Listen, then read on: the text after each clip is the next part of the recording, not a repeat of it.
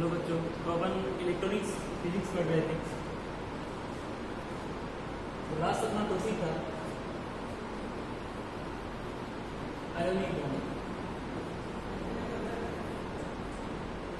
बता दूं मैं इससे पहले आपको, अपन केमिकल बॉन्डिंग पढ़ रहे थे। केमिकल बॉन्डिंग के अंदर 4 या 5 टाइप के आपको मैंने बॉन्डिंग बताई, जिसमें से ionic bond, covalent bond, metallic bond, van der Waals bond और हाइड्रोजन बॉन्ड, ये सारी बॉन्डिंग थी।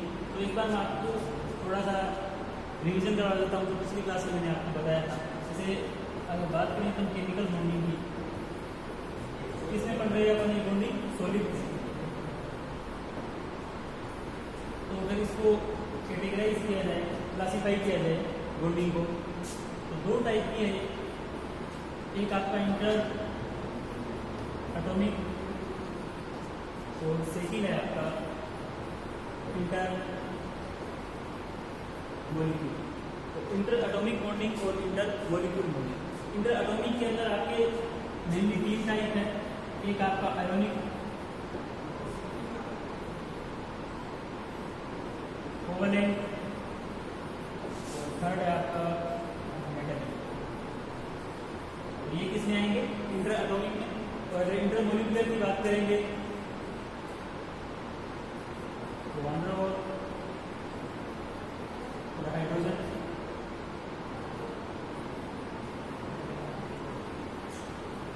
ये किसमें आएंगे? अपना इंटर मॉलिक्यूल में।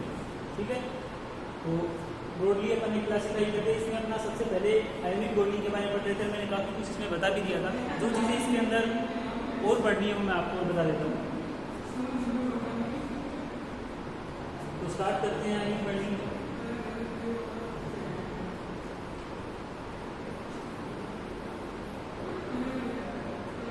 देखो, बॉन्ड का मतलब होता क्या है? जैसे केमिकल बॉन्डिंग की अगर मैं बात करूं, तो बॉन्डिंग का मतलब अगर कोई भी एटम है, वो अगर मैं उस एक एटम की बात करूंगा, वो कभी भी स्टेबल नहीं रह पाएगा। उस एटम को स्टेबल करने के लिए कोई ना कोई दूसरे एटम के साथ क्या करेगा? उसके बीच में कोई भी अट्रैक्टिव फोर्स लगेगा। उस फोर्स को ही अपन क्या बोलते हैं? उस फोर्स ऑफ अट्रैक्शन को ही अपन क्या बोलते हैं? बॉन्डिंग बोलते हैं। तो आयनिक बॉन्डिंग की अगर बात करूँ, तो इस आयनिक बॉन्डिंग के अंदर देखो, एक आपके पास क्या है? मेटल, और एक क्या है? Non metal. तो सबसे पहला क्वेश्चन आपसे ये पूछा जा सकता है कि जो आयनिक बॉन्डिंग है वो किस किस के बीच में होगी? तो मेटल और नॉन मेटल के बीच में। तो ये मेटल क्या करेगा? इस मेटल क्या करेगा? ये इलेक्ट्रॉन क्या करेगा? एमिट करेगा। तो ये नॉन मेटल क्या करेगा? उस इलेक्ट्रॉन को क्या कर लेगा? एब्जॉर्ब कर लेगा। तो आपको पता है, अगर ये मेटल इलेक्ट्रॉन देगा तो इसके ऊपर कौन सा चार्ज आएगा? Negative charge. और अगर इसके ऊपर कौन सा आएगा? अगर इलेक्ट्रॉन देगा तो उसके ऊपर पॉजिटिव चार्ज। और जो इलेक्ट्रॉन लेगा उसके ऊपर कौन सा चार्ज आएगा? Negative charge. ठीक है, तो मैं एग्जांपल से आपको बताना चाहूंगा कि अगर मेरे पास देखो, ये क्या है? ये सोडियम का एटम है और एक क्या है? क्लोरीन का एटम।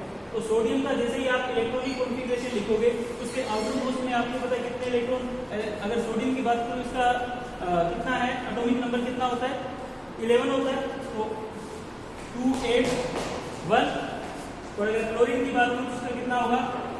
2 8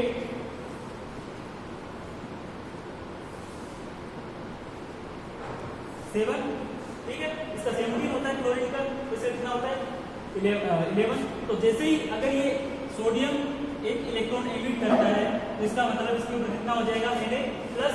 तो यहां से मैं एक जो इसका एटम था आउटर मोस्ट, उसको मैं क्या कर रहा हूँ? हटा रहा हूँ। इसका इलेक्ट्रॉनिक कॉन्फ़िगरेशन आप देखोगे स्टेबल हो गया। स्टेबल हो गया क्योंकि 2 आउटर मोस्ट में कितने हो गए? इसके 8 इलेक्ट्रॉन। अगर मैं क्लोरीन की बात करता हूँ, तो जैसे ही इसने एक इलेक्ट्रॉन अगर दिया, तो इसके ऊपर कौन सा चार्ज आएगा? क्लोरीन ने वो इलेक्ट्रॉन ले लिया, इसके ऊपर आ जाएगा Cl-। तो अगर माइनस है तो उसके पास पहले से 7 थे, और एक इसके पास और आ गया, तो इसका भी कितना हो जाएगा? 2 8। इसका भी आउटर मोस्ट क्या हो गया? स्टेबल। तो आप देखोगे Na+, इसके भी आउटर मोस्ट में 8, इसके भी आउटर मोस्ट में 8। तो आपको पता है अगर 8 इलेक्ट्रॉन आउटर मोस्ट में होंगे तो क्या हो जाएगा? स्टेबल हो जाएगा। और इस तरीके से इन दोनों के बीच में जो बॉन्ड बनेगा उसको अपन क्या बोलते हैं? NaCl। NaCl बना। लेकिन आपने कभी भी NaCl को कभी ऐसे बॉन्ड नहीं बनाया होगा। आपने 10th 11th 12th क्लास में जब भी पढ़ा होगा, कभी भी NaCl के बीच में बॉन्ड नहीं बनाया। क्यों नहीं बनाया NaCl के बीच में बॉन्ड? क्योंकि एक्चुअली इनके बीच में कोई बॉन्ड होता ही नहीं है। तो आप पूछोगे सर ये फिर इसको केमिकल बॉन्डिंग या इसको आयनिक बॉन्ड क्यों बोलते हैं अगर इनके बीच में कोई भी बॉन्ड नहीं होता है? इसको अपन बॉन्ड क्यों नहीं होता है, क्योंकि जैसे ही Na+ था और Cl- बना, ये दोनों क्या है, एक के ऊपर पॉजिटिव चार्ज है, एक के ऊपर नेगेटिव चार्ज है, तो इनके बीच में एक फोर्स लगता है, उस फोर्स का नाम होता है इलेक्ट्रोस्टैटिक फोर्स। क्या बोलते हैं उसको? Electrostatic force. तो इलेक्ट्रोस्टैटिक फोर्स है, इनके बीच में कोई बॉन्ड नहीं है, तो फोर्स लग रहा है, उस फोर्स की वजह से दोनों क्या हो रहे हैं, अट्रैक्ट हो रहे हैं। तो ये फोर्स कौन सा फोर्स है, आपने पढ़ा हुआ है कूलम्ब फोर्स Q1 Q2/r²। तो बच्चों ये फोर्स है, और इस फोर्स की वैल्यू काफी ज्यादा रहती है। इसकी वैल्यू ज्यादा क्यों रहेगी, क्योंकि आपको पता है NaCl है, तो यानी कि NaCl के बीच में 2 किलोमीटर का डिस्टेंस है, बिल्कुल नहीं है, केवल mm में या नैनोमीटर में इनमें डिस्टेंस होगी। तो ये डिस्टेंस इतनी कम होगी, ये फोर्स की वैल्यू इतनी क्या होगी बच्चों, ज्यादा होगी। तो इसलिए अपन बोलते हैं कि आयनिक बॉन्ड होगा वो क्या होगा, ज्यादा स्टेबल बॉन्ड होगा और ज्यादा स्ट्रॉन्ग होगा। अगर इस बॉन्ड की मैं प्रॉपर्टी की अब अपन बात करते हैं, इस बॉन्ड की क्या प्रॉपर्टी,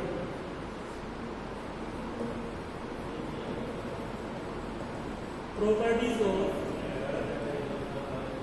आयनिक। देखो प्रॉपर्टी की बात कीजिए, सबसे पहला ये जो है, इसकी जो पॉजिटिव एनर्जी होती है वो बच्चों में ज्यादा होती है।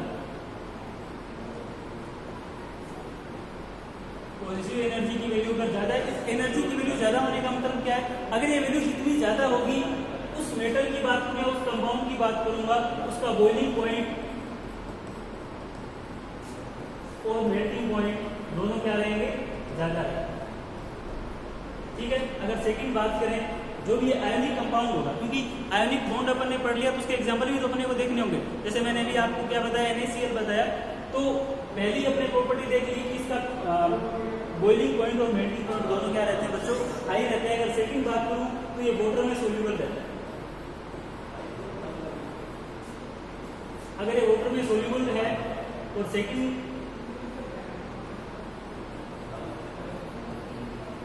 ये ब्रेकेबल भी है ना। आपने NaCl, अगर मैं बात करूं NaCl के बारे में, एक चीज और मैं आपको बताना था उसी टाइम, अभी आपको बता देता हूं। जैसे NaCl है, एक बात आप सोच के बताना कि जैसे ये Na+ बना और ये Cl- बना, अच्छा क्वेश्चन है, आपको आना चाहिए, आपसे कोई भी पूछ सकता है इसके बारे में कि जब ये Na था कि 2 और 8 और Cl- 2 8 8 यही था। जब इन दोनों के आउटर मोस्ट फेस के भी 8 हो रहा है, इसके भी 8 हो रहा है, तो जब ये दोनों स्टेबल है तो इसमें क्या मतलब इन दोनों के बीच में अट्रैक्ट होने का या बॉन्डिंग बनाने की क्या जरूरत थी। अगर बॉन्ड नहीं बनता तो भी ये स्टेबल था, लेकिन ऐसा नहीं है, क्योंकि Na और Cl दोनों किस स्टेट में थे, गैसीय स्टेट में थे। और जब ये NaCl बनता है उस टाइम ये क्या होता है, सॉलिड स्टेट में होता है ना। तो बच्चों जब भी NaCl का मैं अलग अलग बात करूंगा, ये दोनों स्टेबल नहीं हो पाएंगे। क्यों नहीं हो पाएंगे, क्योंकि गैसीय स्टेट अपने आप में कैसी स्टेट है, अनस्टेबल स्टेट है। तो उसको स्टेबल में आने के लिए सॉलिड में बनना पड़ेगा, तभी ये 2 8 हो जाए। आउटर मोस्ट में 8 8 है, ये स्टेबल है नहीं, क्योंकि कौन सी स्टेट है, गैसीय स्टेट।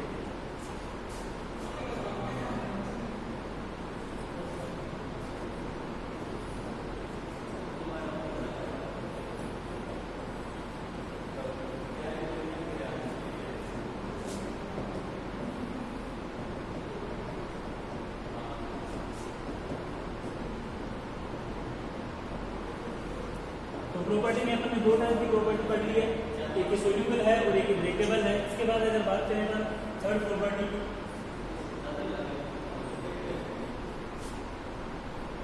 अगर हीट ऑफ वेपोराइजेशन की बात की जाए तो हीट ऑफ वेपोराइजेशन भी क्या रहता है, आयनिक बॉन्ड के जो भी कंपाउंड होंगे उनकी ज्यादा रहती है हीट ऑफ वेपोराइजेशन।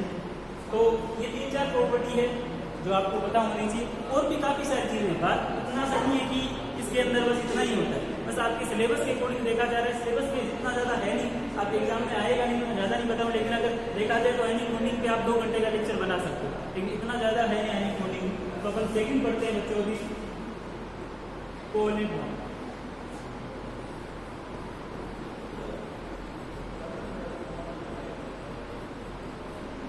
देखो सबसे पहला पॉइंट, जैसे हमने आयनिक बॉन्ड पढ़ा था वो क्या था, मेटल और नॉन मेटल, जनरली मेटल और नॉन मेटल के बीच का जो बॉन्ड था उसको अपन क्या बोल रहे थे, आयनिक बॉन्ड बोल रहे थे। लेकिन ये कोवैलेंट बॉन्ड है वो किसके बीच में होता है, नॉन मेटल। दोनों क्या रहेंगे बच्चों, नॉन मेटल रहेंगे। और आयनिक बॉन्ड की एक खास बात क्या थी, इलेक्ट्रॉन ट्रांसफर होगा तभी बॉन्ड बनेगा। अगर इलेक्ट्रॉन ट्रांसफर नहीं होगा, जैसे आपके पास Na था और Cl था, अगर ये Na इलेक्ट्रॉन नहीं देता है और ये Cl इलेक्ट्रॉन नहीं देगा, तब तक इन दोनों के बीच में बॉन्ड नहीं बनेगा। इसलिए इनमें क्या, जो अपना आयनिक बॉन्ड था उसमें इलेक्ट्रॉन का ट्रांसफर जरूरी था, इलेक्ट्रॉन के ट्रांसफर के बिना बॉन्ड नहीं बनेगा। लेकिन अगर कोवैलेंट की बात करूंगा, उसमें इलेक्ट्रॉन का ट्रांसफर होना जरूरी नहीं है। इसके अंदर केवल आपको क्या करना है, कोवैलेंट का मतलब ही क्या होता है बच्चों, sharing of electron, sharing of electron. अब की बार ना कोई इलेक्ट्रॉन देगा ना कोई इलेक्ट्रॉन लेगा, बस क्या करेंगे, इलेक्ट्रॉन शेयर करेंगे। शेयर करने का मतलब साझा करना, कि आपके पास भी आउटर मोस्ट में 7 थे, मेरे पास भी 7 थे, तो अपन क्या करते हैं, एक एक इलेक्ट्रॉन दोनों शेयर कर लेते हैं, तो दोनों के पास कितने हो जाएंगे, 8 हो जाएंगे, है ना। तो हो सकता है वैसे अपन क्या बना सकते हैं, कोई भी, जैसे मैं आपको एग्जांपल देना चाहूंगा NH3 का, अमोनिया का। अगर अमोनिया की बात की जाए तो नाइट्रोजन के कितने इलेक्ट्रॉन होते हैं नाइट्रोजन के पास,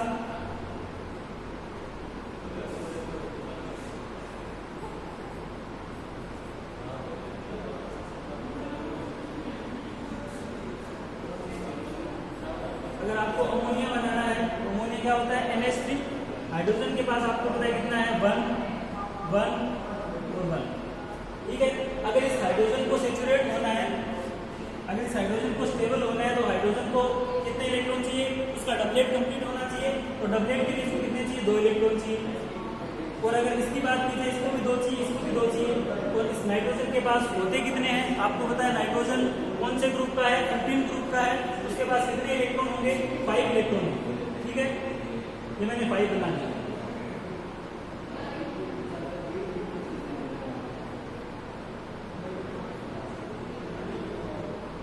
ये दो इसके बाद 5 इलेक्ट्रॉन, 1 2 3 4, ठीक है।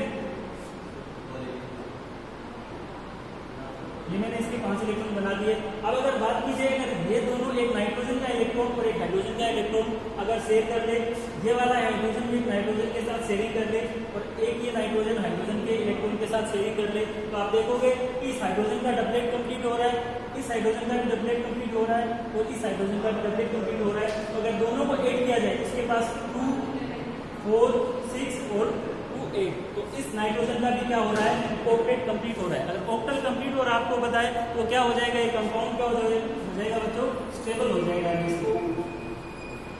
तो आपने देखा कोवैलेंट बॉन्ड में कोई भी इलेक्ट्रॉन ना तो ले रहा है ना इलेक्ट्रॉन दे रहा है, बस केवल क्या कर रहे हैं, शेयर कर रहे हैं इलेक्ट्रॉन। इलेक्ट्रॉन की क्या हो रही है, शेयरिंग हो रही है। अगर सबसे अच्छा एग्जांपल कोवैलेंट बॉन्ड का माना जाए, तो बच्चों सबसे अच्छा एग्जांपल कौन सा है, डायमंड का। डायमंड, अगर आपसे पूछा जाए कि डायमंड के अंदर कौन सी बॉन्डिंग होती है, तो उसके अंदर कौन सा बॉन्ड होता है, कोवैलेंट बॉन्ड होता है। अगर डायमंड की बात की जाए, तो कार्बन के साथ टोटल, कार्बन के साथ कितने इलेक्ट्रॉन, कितने कार्बन अटैच रहते हैं,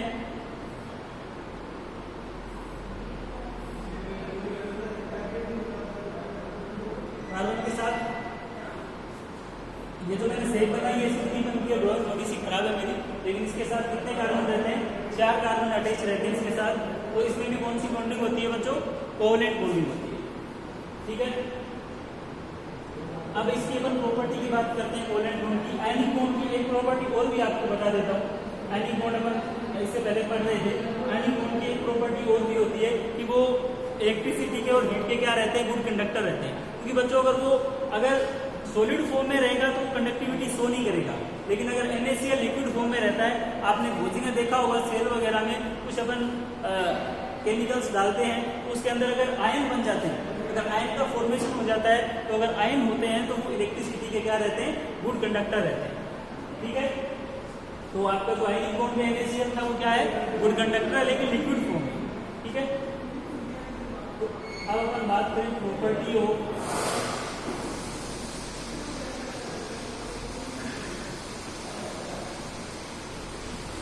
कोवैलेंट बॉन्ड। कोवैलेंट बॉन्ड की बच्चों प्रॉपर्टी देख लेते हैं। देखो बच्चों, ये भी थोड़ा अगर देखा जाए आयनिक बॉन्डिंग में, तो आयनिक बॉन्ड काफ़ी स्ट्रॉन्ग रहता है इसकी बजाय, है ना। तो ये भी स्ट्रॉन्ग बॉन्ड है, इसमें कुछ भी अपन ये नहीं बोल सकते कि स्ट्रॉन्ग नहीं है। और अगर इसकी खास प्रॉपर्टी अगर देखा जाए तो बच्चों ये इंसुलेटर रहता है। ये क्या रहता है? इंसुलेटर रहता है। जैसे अपना आयनिक बॉन्ड के जो जितने भी कंपाउंड थे वो सारे क्या थे? इलेक्ट्रिकल कंडक्टर थे, लेकिन ये इसकी तरह वर्क करता है, इंसुलेटर की तरह वर्क करता है। तो और भी बहुत सारी प्रॉपर्टीज की होगी कंपाउंड की। तो आप और इसके बारे में देखना चाहते हैं तो आप बुक भी रेफर कर सकते हैं, लेकिन आपके एग्जाम को से काफ़ी ज़्यादा कुछ है नहीं। तो अपन नेक्स्ट लेक्चर में मेटलिक बॉन्डिंग पढ़ेंगे। Thank you.